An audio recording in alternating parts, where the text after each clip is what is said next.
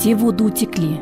Никто не скажет, какие невосполнимые шансы прогресса и благоденствия были упущены историей. Сколького людского горя, скольких несчастий можно было бы избежать, предотвратить в истоках, обладая люди научным методом провидения. И в частности, зная они о Кассандра-эмбрионах, подающие сигналы через тавро Кассандры. Увы, о том, что таится в собственной генетической структуре, человечество узнало слишком поздно.